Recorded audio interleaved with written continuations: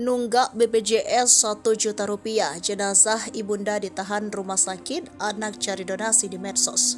Kisah pilu dialami seorang anak bernama Yulia Maulidina, 23 tahun, jenazah ibundanya yang meninggal dunia ditahan pihak rumah sakit akibat tunggakan BPJS senilai Rp1 juta.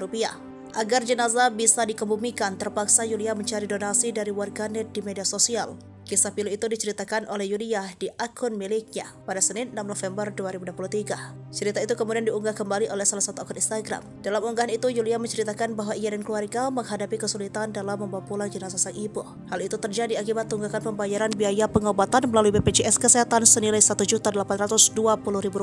Dalam suasana duka yang menyelimuti, Yulia terpaksa berusaha keras mencari uang demi melunasi tunggakan tersebut agar jenazah dapat segera dikebumikan.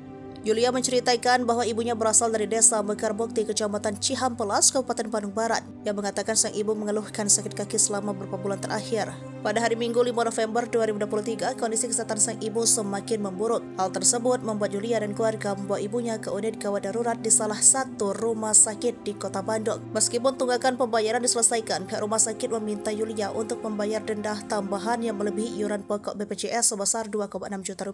Yulia telah mencoba meminta keringanan, namun upayanya tidak membuahkan hasil. Bahkan rumah sakit mengancam untuk memindahkan sang ibu ke unit pasien umum dengan biaya pengobatan sebesar Rp30 juta jika denda tidak dibayar hingga keesokan harinya. Dalam kebimbangan, Yulia memutuskan untuk meminta bantuan dari warganet untuk mengumpulkan dana demi memulangkan jenazah sang ibu agar segera dimakamkan. Melalui cuitan yang viral, Yulia mendapat respon positif dan dukungan dana yang membuatnya mampu melunasi tunggakan sehingga jenazah sang ibu akhirnya dapat dibawa pulang. Dengan rasa syukur, Yulia menyatakan bahwa berkat bantuan dari warganet, jenazah ibunya akhirnya bisa dibawa pulang.